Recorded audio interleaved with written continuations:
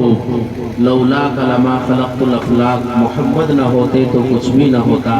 وہ دانائے سبل ختم الرسل، مولائے کل جس نے غبار راہ کو بخشا فروغ وادی سینا۔ نگاہ عشق و مستی میں وہی اول وہی آخر، وہی قرآن وہی فرقان وہی یاسین وہی طٰہٰ۔ ماشاءاللہ موصوف نے سیرت رسول کے موضوع پر بہت اچھے انداز میں تقریر پیش کی۔ اب میں اس سلسلے کو آگے بڑھاتے ہوئے دوسرے مقرر مولوی و مفتی محمد سعد دہلوی، مولوی و مفتی محمد سعد دہلوی، ان سے درخواست کرتا ہوں موصوف تشریف لائیں اور اپنی تقریر پیش ہوئی۔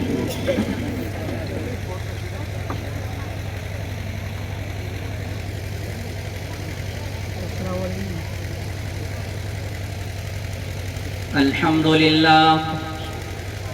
لله نحمده ونستعينه ونستغفره ونؤمن به ونتوكل عليه ونعوذ بالله من شرور أنفسنا ومن سيئات أعمالنا من يهده الله فلا مضل له ومن يضلله فلا هادي له ونشهد أن لا إله إلا الله وحده لا شريك له ونشهد أن محمدًا عبده ورسوله أما بعد فأعوذ بالله من الشيطان الرجيم بسم الله الرحمن الرحيم ذلك الكتاب لا ريب فيه هدى للمتقين وقال تعالى في موضع آخر إنا نحن نزلنا الذكر وإنا له لحافظون صدق الله العظيم وقال النبي صلى الله عليه وسلم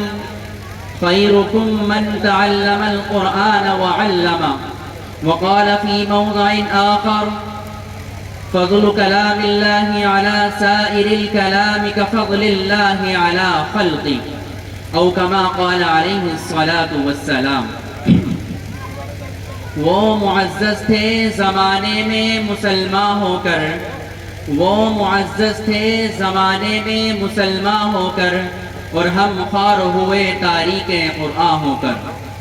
محترم و مکرم سامعین کرام، آج کی اس محفل میں اور آج کے اس مبارک اجلاس میں میری تقریر کا عنوان وہ مقدس کتاب قرآن پاک ہے، وہ قرآن پاک جس کی زبان مقدس، بیان مقدس اور جو فصاحت و بلاغت کا ٹھاٹے مارتا سمندر ہے، جس کے متعلق ارشاد ربانی ہے، جس کے متعلق ارشاد ربانی ہے ذالک الکتاب لا ریب فیہ ھدی للمتقین، کہ قرآن کریم ایک ایسی کتاب ہے جس کے بارے میں کوئی شک و شبہ نہیں۔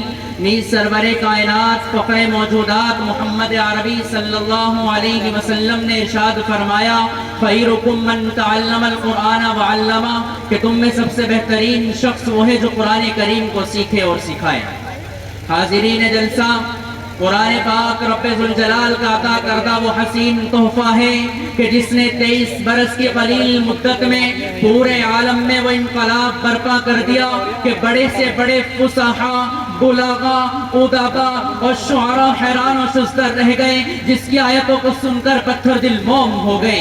حاضرین جلسہ، یہی وہ قرآن ہے جو رہتی دنیا تک کے انسانوں کے لیے سراپا ہدایت اور رحمت ہے۔ یہی وہ قرآن ہے جس نے رسول کی رسالت کو اعزاز بخشا۔ یہی وہ قرآن ہے جس نے پس مردہ قلوب کو تازگی بخشی۔ ہاں ہاں، یہی وہ قرآن ہے جس کی برکت سے جنات و شیاطین کا آسمانوں پر جانا بند ہوا۔ یہی وہ قرآن ہے جس کی برکت سے عزت و رفعت کے شامیانے گڑ گئے۔ یہی وہ قرآن ہے جو روح خداوندی ہے۔ یہی وہ قرآن ہے جس کی بدولت محبوب حقیقی کی رضا نصیب ہوتی ہے۔ یہی وہ قرآن ہے جس کی بدولت عمر فاروق رضی اللہ تعالیٰ عنہ کو ایمان نصیب ہوا۔ یہی وہ قرآن ہے جس کا مثل پیش کرنے سے عرب کے فصیح و بلیغ زبان دانی کا دعویٰ کرنے والوں نے گھٹنے ٹیک دیے۔ یہی وہ قرآن ہے جس کا مثل پیش کرنے سے ساری دنیا عاجزوں کا صرف رہی۔ یہی وہ قرآن ہے جس نے اجڑے چمن میں بہار پیدا کر دی۔ حاضرین جلسہ، آج کے اس نازک دور میں حفظ کلام پاک کو فضول سمجھا جاتا ہے، اس کے رٹنے کو حماقت بتلایا جاتا ہے، کہا جاتا ہے کہ اس کا رٹنا اور بے سمجھے پڑھنا بے سود ہے۔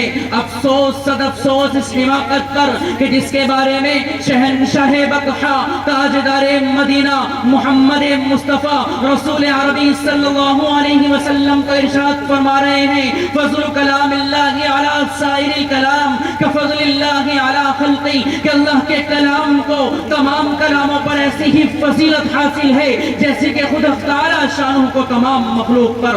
اللہ کا دلارا خدا کا پیارا نبی ارشاد فرماتا ہے کہ جس نے قرآن کریم پڑھا اور اس پر عمل کیا تو کل قیامت کے دن اس کے والدین کو سورج اور چاند سے بھی زیادہ روشن تاج پہنایا جائے گا۔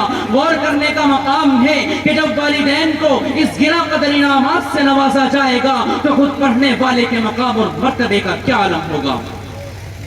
حاضرین جلسہ، قیامت کا میدان ہوگا، افراتفری کا عالم ہوگا، لوگ قطار در قطار کھڑے ہوں گے، رب اعلان کرے گا، رب سائرن بجائے گا، رب کہے گا کہ اے حافظ قرآن تو کہاں کھڑا ہے، اے حافظ قرآن تیری جگہ وہاں نہیں ہے، اے حافظ قرآن تو آج تیرا مقام یہاں ہے، تو آ کر یہاں کھڑا ہو۔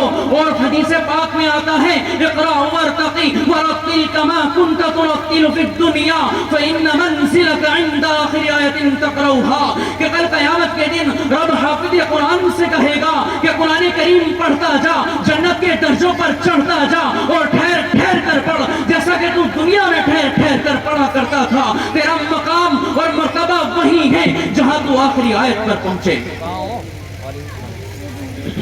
حاضرین جلسہ، یاد رکھو یہ قرآن دنیا کی سب سے بڑی نعمت ہے۔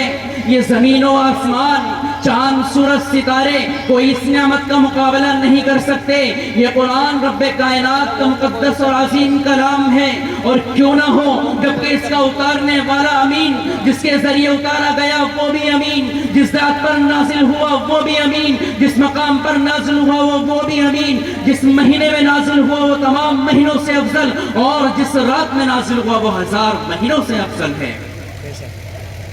حاضرین جلسہ، اگر ہم ماضی کی طرح حال اور مستقبل کو روشن اور تابناک بنانا چاہتے ہیں تو ہمیں قرآن کریم سے وابستہ ہونا ہوگا، قرآن کریم کی تعلیمات پر عمل کرنا ہوگا، قرآن کریم کو سینے سے لگانا ہوگا۔ خدا نخواستہ ایسا نہ ہو کہ ہم 2 پیسے کے لالچ میں اپنے بچوں کو دین سے دور رکھیں اور ہماری نظر دنیاوی ڈگریوں پر زیادہ ہو اخروی نعمتوں کے بجائے۔ اگر ایسا ہوا تو یاد رکھیے کل قیامت کے دن اللہ تبارک و تعالیٰ کے سامنے ہمیں جواب دینا ہوگا۔ دعا کیجیے اللہ تبارک و تعالیٰ ہم سب کو قرآن کریم پر عمل کرنے کی اور اس کے مطابق زندگی گزارنے کی توفیق عطا فرمائے۔ آمین۔ وآخر دعوانا ان الحمدللہ رب العالمین۔